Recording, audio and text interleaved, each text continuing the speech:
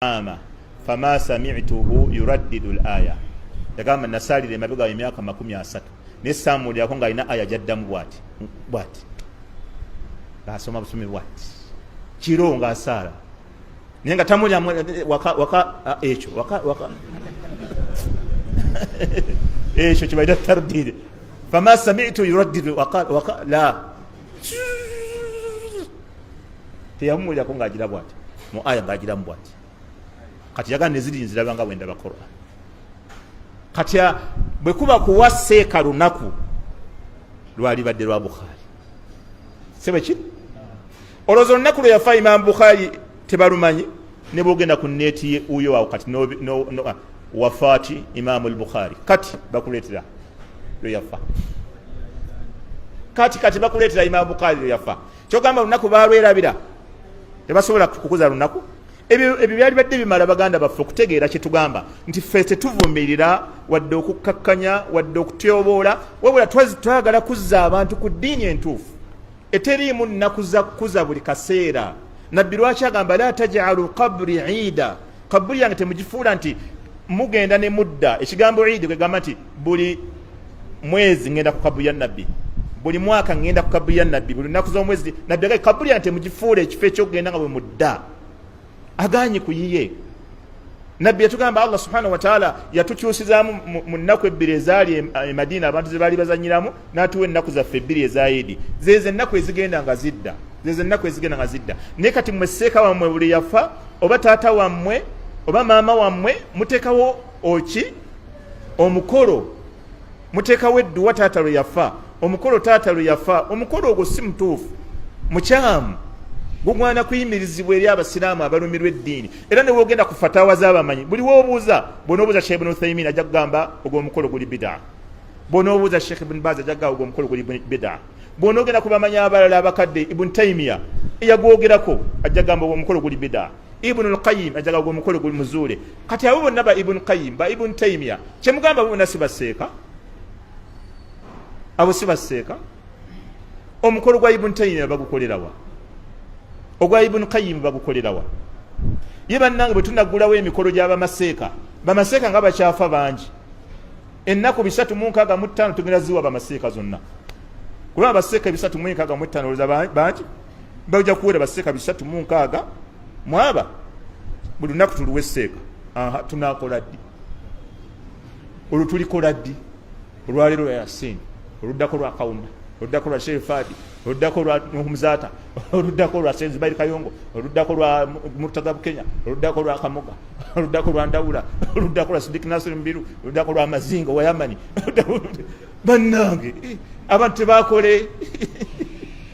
tebakole banaaba ku mikolo gy'abamaseeka ate kira mpozi nga mugamba musosola mwina bamaseeka abamu be muwe ennaku abalala ne mubakena ne mutabawa ate ogwo nagwo musango gwa naggumula tujja kubavunaana lwaki baseeka abamu mubawa ate baseeka abamu abalala ne mutabawa oli waliwo yafaasi bamuyita wakinyankaali yayagala nnyo kana yudafiu an haulai jidda kana yudafiu anhum kathira lwaki ti wakinyankaali temumuwa lunaku banne mumuwa lunaku naye mumuwa lunaku oba si ekyo bonna muzibajjeeko nze mbabuulidde bamaseeka mubajjeeko ennaku kyekigenda obbawonya kubanga bwe munaabawa n'abalala tugenda basabira buli seeka weyateeka lwa Abdulkarim olwa Sekimpi olwa Bahiga olwa Kirya olwa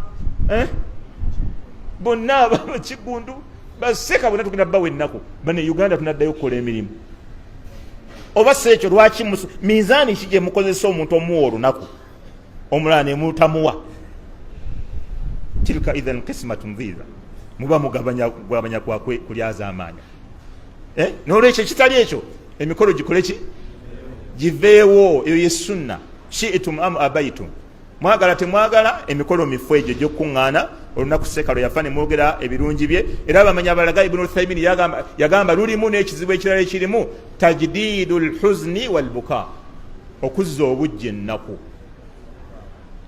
n'abantu abamu ne bakaaba ate obuzibu obuli mu ekyo mulimu al-i'tiradu ala qada'i llah wa tasakkuti ala dhalika abantu okubanga bafuna enyiike n'okunakuwala ne itiraad okubanga balina complain bachallenging okugera ale tumuterewo edduwa buli mwaka ne bakikomyawo ne bakomyawo ennaku eyo ekyo tajdidul huzni wal buka kibanga abatali bamativu Allah kutwala muntu ono Allah yamuleeta asazeewo amutwale temulina kuba nti mukomyawo ennaku buli kaseera tukomyewo ennaku tumusabire atuba tumusabira okusabira kufu kusabira kubi kyoka nabbi tamanyi lunaku Hamza lwe yafa nabbi tamanyi Hamza lwe yafa nabbi tamanyi Khadija lwe yafa bwabazimanyi lwaki yateekawo idhan nga tumaliriza ekiyamba abasalafu okuwona ebyo byonna salamatu masdar talaqi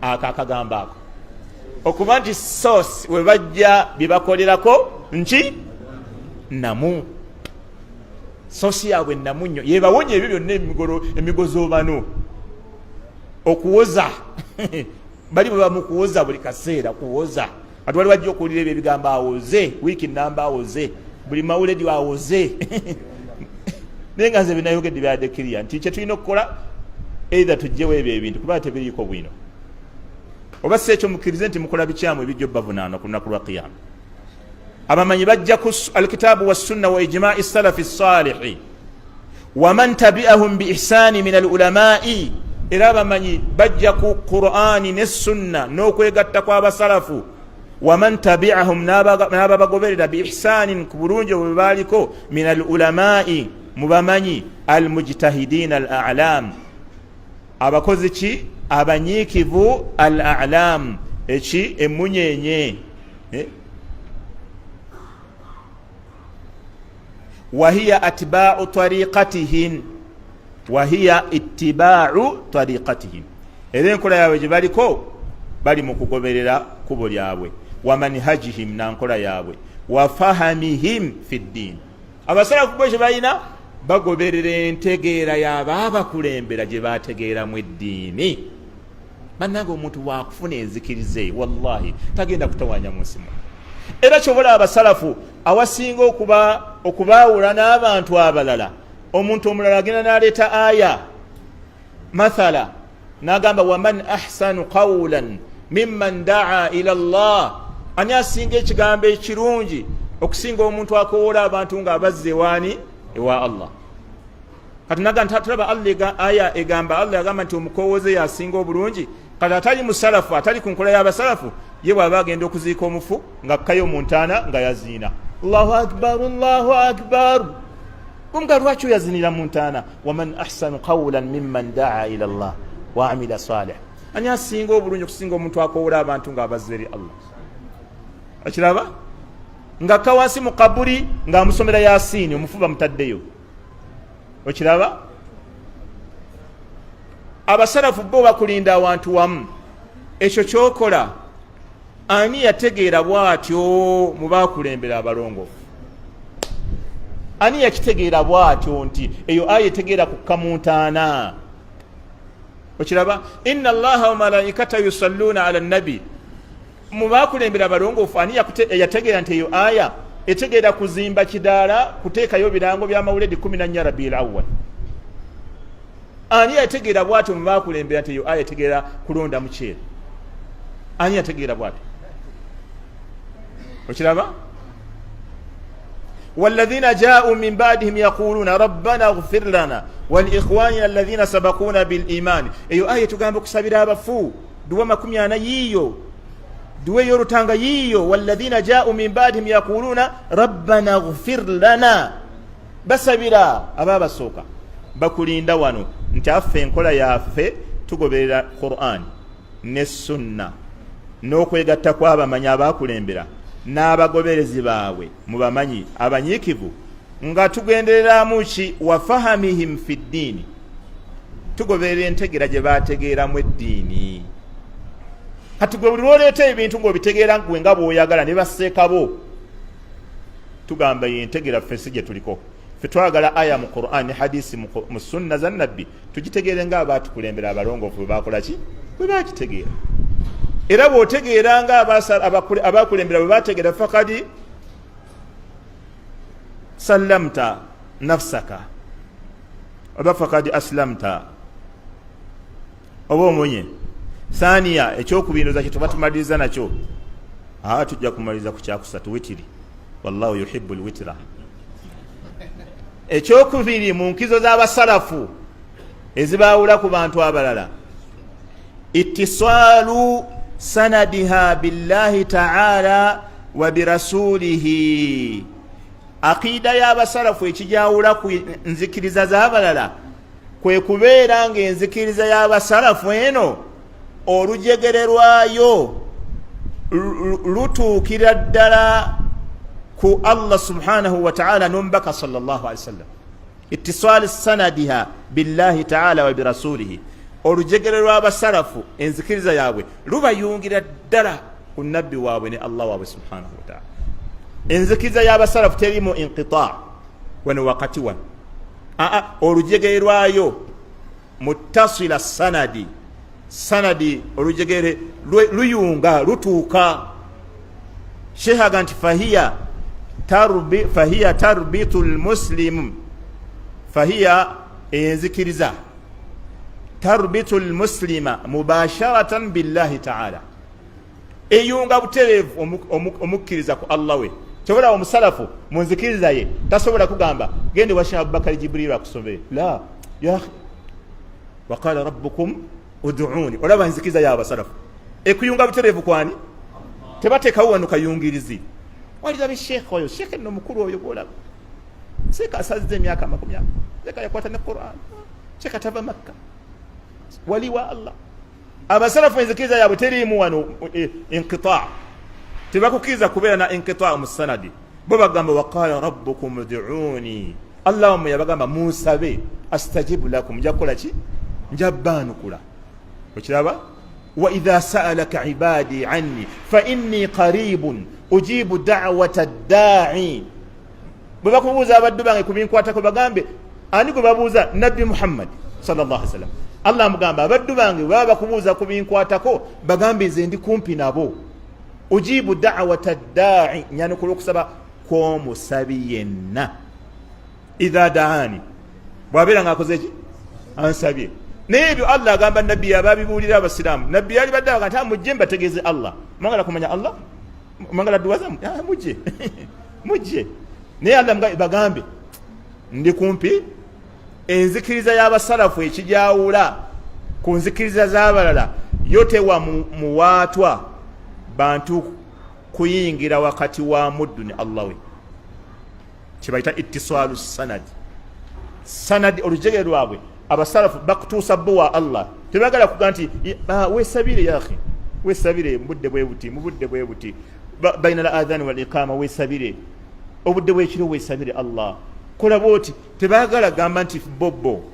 Kati Sheikh agamba nti fahiya tarbitul muslima, enzikiriza y'abasalafu eyunga omusiraamu mubasharata life billahi ta'ala ku Allah we wa birasulihi n'omubaka we sallallahu alaihi wasallam, wa yuhibbuhuma wa bihubbihima wa ta'dhimihima wa adama at-taqaddum bayna yadayhima.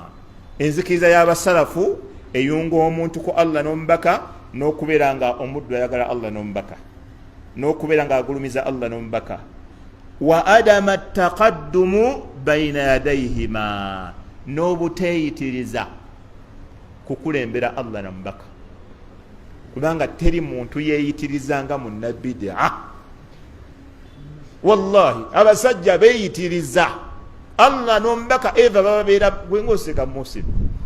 Oyinayo mu nabbidaa gwomanyi kwegamba nga bwenkyogera kikusoya n'olaba ng'agamba ye nze mbagamba bannabbidaa katibatan, abayiwo n'abanajja okitege mbasiine gwe ngamba bakugulina gwomanyi naye nze ngamba bannabbidaa katibatan bonna, oba basuuriya oba b'emisiri oba b'esudaani, fahum mutaqaddimuuna bayna yadayi llahi wa rasuli.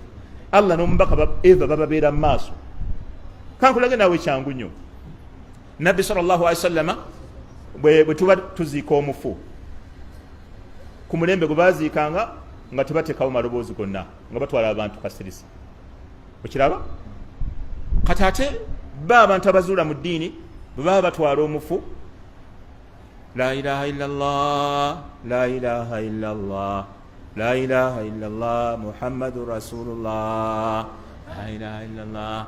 Kakati ako ne kagenda nga bagenda neeyo batwala mufu, kati bamala otukwali ne bamuteekayo mu ntaana, olaba ne bakyusa, Allahu akbar Allahu akbar Allahu akbar Allahu akbar Allahu akbar Allahu akbar. Bwe bamala okumugwerezaako ttaka, Allahumma salli ala Muhammad ya rabbi salli alayhi wa salli Allahumma salli ala Muhammad. Kakati akakavuyo nabbi yali asobola alemu okutegeka ebyo ebintu nga bwe babikola. Bwe mba mutwala la ilaha illallah, bwe mba mwimaga ettaka Allahu akbar Allahu akbar, bwe mba mugenda okusoma talakayi Allahumma salli ala. Kati Allah subhanahu wa ta'ala yakomeka eddiini n'omubaka sallallahu alaihi wasallam n'akomeka eddiini ng'enkola teriimu.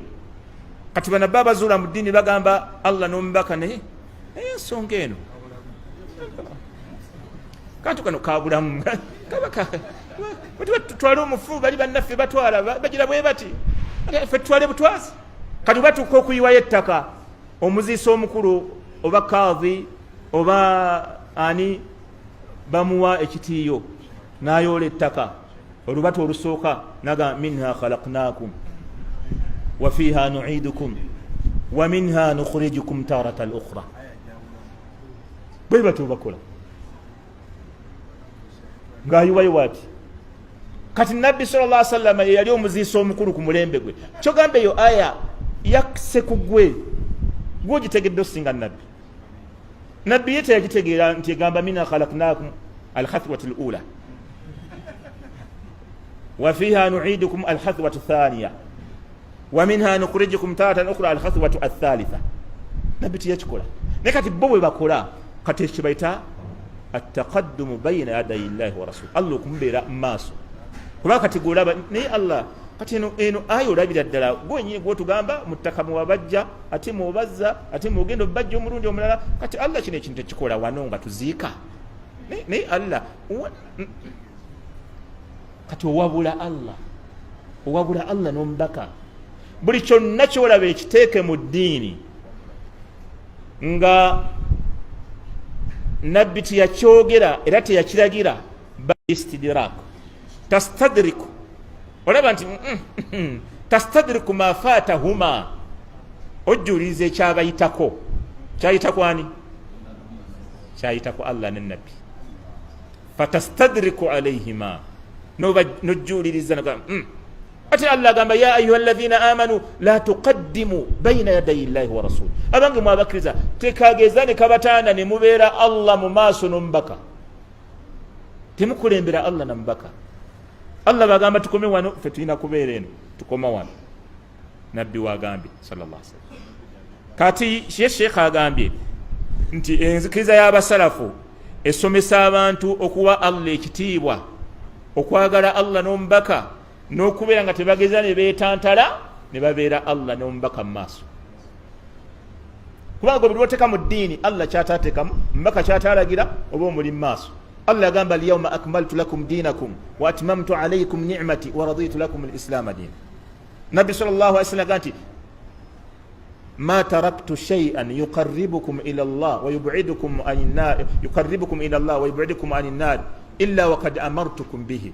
Sheikh hadith Albani yahsana. Nabbi yagasirese ekintu kyonna nga kibasembezeewa Allah nga kibeesambisa omuliro, illa wa qad amartukum bihi, ndese nkikoze eki kibalagidde nkibabuulidde.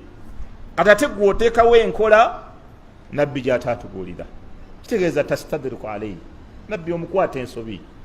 Nabbi nedda, no tekisoboka. Kati enzikiriza y'abasalafu ebayigiriza okuwa Allah n'omubaka ekitiibwa n'obutababeera mu maaso.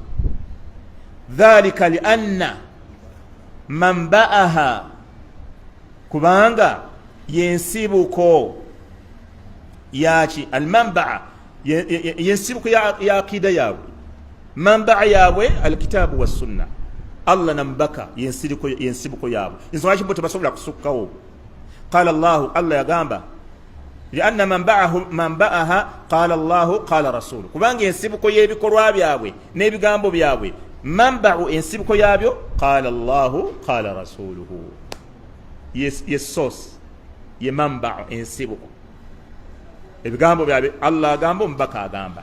Ba'ida an talaubi alhawa washubuhat, abasalafu enzikiriza yabwe eri wala nnyo an talaubi alhawa washubuhat, okuva ku muzannyo gw'okwagala kw'emitima gy'abantu ne ashubuhati, ebibuzaabuza, kubanga bid'ati zonna zizimbiddwa ku shubuhati. Eyo talaubu biddiini, baleta mizannyo mu ddiini. Enzikiriza y'abasalafu eri wala nnyo ne atalaubu fi ddiini. Ashubuhati, ebintu byonna ebirimu okubuzaabuza, wano yali ategeeza kino, wano yali ategeeza kino, la nga babivaako. Wa khaliyatan min at-ta'athuri bilma'thurati al-ajnabiyya, bilmu'athirati al-ajnabiyya. Era wa khaliyatan, enzikiriza yaabwe eri wala nnyo, yes khaliya kwe kubanga temuli wadde, min at-ta'athuri bilma'thurati al-ajnabiyya, okubeera nga teri affected ne ebintu ebiva ebweru ebiyingira mu ddiini. Kyekyo otegedde at-ta'athur, kuba nti enzikiriza z'abantu kati ezimu zata'athara ne kati ngabaga minha khalaqnakum wa fiha nu'idukum, abo ta'atharu bi ahli tathlith, enzikiriza yabwe eri affected n'ab'emisalaba, abagamba ettaka mu ttaka, eki evvu mu vvu. Mwayogeranga kinga temunasiramuka, muli basiramu kubadda, okay, naam. Kati ebyo aqidatu tathlith, eyo nzikiriza ajnabi oba aqidatun ajnabiyya, kati abantu abamu ta'atharu bihadhihi al-aqida, ne babira affected neya enzikiriza, kati nga bye bakola nga birimu aqidatu tathlith. Mulimu abala bali affected bil adati al-jahiliyya, azaala abaana 6 7 8 tabasalira aqiika, kati oluzaala abalongo nagatirina okubamala. Enzikiriza yeri affected ne ziri adati. Kati kino Sheikh gyagambye abasalafu omusingana ng'enzikiriza ye teri affected na bintu biva bweru nebigiyingiramu. Kyekyo kyategeeza ekyo. Khaliya ng'eri pure, teriimu wadde, tebeera affected n'ebintu ebiva ebbali bibakoppa mu bantu abalala. Bali bakola kino naffe tukoze kino, bali bakuza kino naffe tukuze kino, bali bateekawo kino naffe tuteekewo kino. Enzikiriza y'abasalafu ogisinga nga teriimu ebyo. Eri khaliyatan, babasomesa okuba nti enzikiriza yammwe teteekwa kubaamu biri ebyebweru. Min falsafa, nga irimu ya falsafa wa mantiqi, irimu lmantiqi gyetwogerako bino, wa aqlaniya, bakagezimu magezi tekijja baqlaniya aqlaniya, bano baqlaniya ntegeera ennaku zino yakyukamu mu ddiini, ntegeera yakyukamu ki? Baqlaniya bebeta bakagezimu, bo bakula baqlaniya bebaluwa alladhina yuqaddimuna al-aqla ala an-naqli, baqlaniyin, bo bakulembeza magezi ku bwino. Kale wadde bwino yayogera ekyo, naye kati ntegeera nze bwe mba ndaba, omanyi bw'osoma ekitabo kya Johnson bwana William Swift yalina ebintu byannyonnyola, Johnson William Swift, osoma ekitabo kya Johnson William Swift ku bwino Qur'ani Allah agambye, nabbi agamba, ogamba Johnson William Swift yagenda yogera wano paragraph bweti chapter nago verse bweti, ndaba kati bino kitambula ne mulembe guno hadith kale ya akhi abo aqlaniyin. Kati enzikiriza y'abasalafu takuwabudde kozesa magezi, yagamba nze kino kyeŋŋambye Allah kyagamba ne nabbi, kati oba kiganya okujja mu ntegeerayo gwe genda we revising nakukomyawo, genda we revising obwongo obwo, genda we revising, kubanga ebimu bisobola okuba nga tebiyingiddemu mu bwongo obwo, naye nga Allah ekyo kyayagala kyennyini. Kubanga anta abdun dhaif, eyo Qur'ani gye weerijjako senga yakka ku lusozi lwali seebengeredde ne luvaawo, ati gwe gye weerijjako muyagala gitegeera buli kimu ekigirimu, ekikulemye okukitegeera gamba kale Allah yagamba, Allah khalas genda tusaale, toddamu kugamba amagezi gange tekijja, bwe kiba tekijja oyagala kukola ki? Oyagala kukola ki? Kati abasalafu tebakkiriza omuyingizeemu amagezi onyonyole era abantu abasoma oluzungu batera okukola kakavuyo atuuza seeka kati seeka mbadde nze nebyo mbadde gya kunyonyola mu ngeri gye mukolamu ddaawa ngeri gye tukolamu ddaawa tigonyonyole yaki nze sijja kunyonyola ngeri gyolamulamu bantu looya simanye kanso sikubuulira kati kuga engeri gye mukolamu ddaawa nina ebintu byenyawo kunyonyolamu nedda nedda nze siwa chance bantu bwe bati beefuga emikolo beefuga ddaawa buli wawo ne beefugawo bataddeko galubindi ziri eno waggulu ayagala mbu okuluŋŋamya nina kyembadde okuluŋŋamya ku bigabo bya seeka era oyo mujjako bujjamuza neleetago ate seeka amaze kusomesa mbugenda kuluŋŋamya ebigabo bya seeka gwobiruŋŋamiza kuki yagambye allah agamba omubaka agamba kati gwoluŋŋamya atya ogenda kuluŋŋamya otya naki masdari sosiyo wawe ogenda okujja okuluŋŋamya ebyo bigambo kati ba aklaniyiina we bali ku mulembe guno bayitirivu bo bakozesa ntegeera yaabwe ku mikutu be bagifuga emikutu gya families emikutu gya abakola simanyi organization wet department wet abo be bali ku mikutu be bagundi be ba admini era babajjako mangu yasire mujjeeko ebintu ebyaleeta tebitambula na mulembe guno ebintu ebimu alina mujjeeko oyo omusajja baagala kubajjako ab'eddiini kubanga ebintu ebimu tebitambula na ntegeera yaabwe seddiini yajja n'ebintu nga biyingira mu bwongo mubasharata waliwo ebirala nga tebiyingira mu mubashara kubanga byo bizito singa obwongo bwo kati mulimu ebigaana okuyingiramu nebigaana otutuulamu kati buli ebigaana otutuulamu tattahimu aqlak gwekyeteekeko nti amagezi gange galina daafu naye wano tewali nsobiwo kyekyokka ogenda kuba owonye buli wonna walaba nga qur'ani egambye sunna zigambye naye gwe tekijja buli lwokisika tattahimu nafsak tattahimu aqlak kyeteekeko nti nze nina obuzibu mu kutegeera etteeka eryo ogenda kuba oli seefu era ogenda kubeera muddu omugonvu ennyo eri allah nga buli ensobi ogyeteekako nga nze nina obuzibu kutegeera eyo aya naye allah kyeyagamba kyekyo walakum fi lkiswasi hayatun ya uli lalbab mukuwolera eggwanga oli bwatta ne bamutta ate mwe muyinamu obulamu ate oli bamussa tuga tulinamu obulamu tokitegeera tekitegeera khalas genda oli emmere naye kyekyo obuzibu nejala eyinza okuba nga ekuleetera obuzibu genda oli emmere naye nga mulimu obuzibu buli kuggwe ku mutwe gwe naye nga allah agambye mukuwolera amawanga omuntu watta munene naye bamutta awo wewali obulamu omubbi bwe bamutemako omukono wewali ensi okutereera okiraba omwenzi bwe bamutta wewali ensi okutereera okiraba assa omuntu bwe bamutta awo wali emirembe obwo si butemu si butemu entegeerayo yeyina obuzibu otegeera tattahimu nafsaka nga okyetagawo nze nina obuzibu naye allah kyagambye kyekyo ekisinga okuba ekituufu era senga mukigezaako ababbi wanaamini we yali abakuba abatulisa tebakendera kati abantu abatega abantu mu makubo mubutandika obubatulisa nammwe mutteeyo nga 6 mujja kulaba ababba byakoze omusango gumutemesaako omukono mumutemeko minisita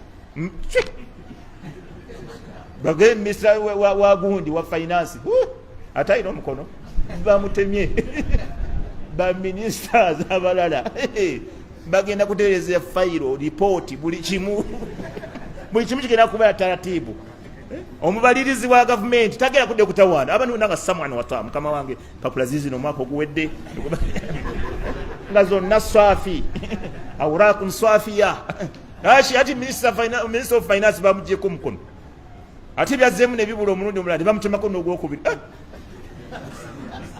abambagala ku designinga sijja kusobola sente ziyinza okumpitirako nga sigenderedde nezibula batemamu nze ensi ng'etereera kati gwe bwe weefuula nti obitegeera obuzibu buba kuggwe naye nga allah yakimanyi bulungi nti ebyo bwe biteekebwa mu nkola ensi egenda kutereera kuba ye yagitonda ensi n'abaddu ye yabatonda amanyi ebyo batereeza ye allah amanyi ebitereeza abaddu era yabiragira ti bino nekino nekyo kyekitereeza abo abantu nawamu ekitali ekyo obuvuyo bulina osigalawo kati sheekh agamba abamanyi abali ku enzikiriza y'abasalafu tebataasala na falisafa na mantiki wa aqlaniya falaisa illa alkitabu wassunna wa ijmau lumma allahu akbar bo tebaagala kuwuliza basomere qur'ani babuulire sunna babuulire nti abamanyi kyebeegattako basi falisafa wo tebaagala kuwuliriza katukomaawo ndowooza wadde wallahu yuhibbu alwitra naye ndoza twalikomyawo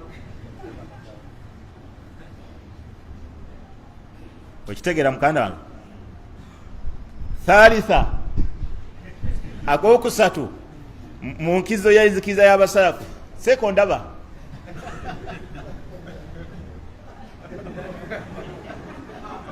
tuli fenna.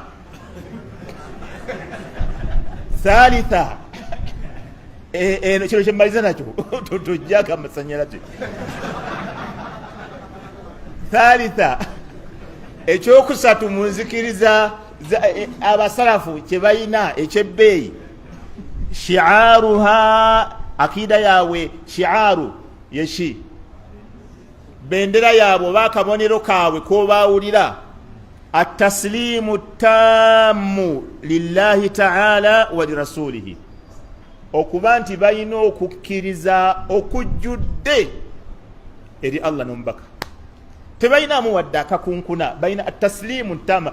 Omusalafu bagamba nti nze ekyo kyobola bakola ebintu nolaba olina yeebuuza naye abasajja abo babatuningamu ki? Tewali kye batuningamu, just bo balina taslimu attamu. Tewali era ababituteekako nti abo bagira bwe bati ne bagala batuwaabira ne mubakulu. Teri kye tugamba bantu kirala, Qur'ani na Sunna. Waliwo abatuwaabira mubakulu, abo basomesa ensomesa egenda okutaagula ensi, eno ensomesa yetereza ensi, ate yegitaagula eno tetaagula nsi eno etereza butereza, n'abafuzi ne bafuna we banyura ku tuzzi ng'ensi eteredde. Ministry ya finance yonna nga malidaadi office zonna nga ziri sawasawa, barabara ziri ku muzuuli. Kati eno ensomesa ate kugambamu bano basomesa abantu ebyawula, bino tebyawula. Bino bye bitereza abantu ne bafuuka bannansi batuufu, ne babeera bawulize eri abakulu ababatwala. Bino bye tusomesa wamma tebitaagula, era baba bituteekako buli lunaku oyo baba benoonyeza byabwe, ekirungi omulembe guno gutulina n'abakulu ennaku zino nabo bayivu, tomala gabatwalya gagambo ne batwala nabo bamala kutunulamu, naye omuntu ono nga tumulaba ebbanga ddene nga tulasomesa gunju ono tebamala gatwala gagambo ago ag'obukyayi abantu ge balina ku bannaabwe. Nabo kati beetegereza, tebamala gafubutuka, nabo bayivu nga naffe bwe tusoma bino. N'abasuubuzi ne basoma obusuubuzi, nabo basoma ebya security, era beetegereza. Kati waba tebaliiwo, tebawuliza byensomesa we bali era byensomesa babiwulira era babimanyi bulungi byensomesa emyaka gyonna. Kati gwe watebamanyi emyaka 27 musomesa wano mu kibuga obali tokimanyi, 27 wano mu Kampala Masekafaado bayita Nazaliwa ngwano nga wensomeseza mu Kampala si walala. Kati kyoka tebamanyi basejjalo oyo mwegendereze mbakoze eki okiraba mbakoze eki, bo tebalaba, bo tebawuliriza kyogamba, bajega. Obutambi buno bonna bwetusomesa babuyina, kubanga gyemirimu gyabwe bonna babuyina, nabakuteerako abasomesa bano yagamba bwati byonna babiyina. So bino ffe betulina okusomesa era betugenda ofiirako, tetugenda bivaako. Bintu genda tugenda fiira ku bino yakhe. Abali mbyobufuzi bagala fiira mbyobufuzi, abasuubuzi bagala fiira mbyabusuubuzi, abalimi bafiira mbyabulimi, ne bamaseka balina fiira okuddaawo. Bano balina fiira abasomesa bino. Maadaama ng'asomesa kituufu, uthbut, nywera, la tatagayar wala tatazahzah, tokankana tutya, somesa bino mazima. Ate obisomesa enseera bakyere tulina akasaka wetusomeseza, tebabadde mu kasaka egindi basomesa gundi wano ensi yonna eraba.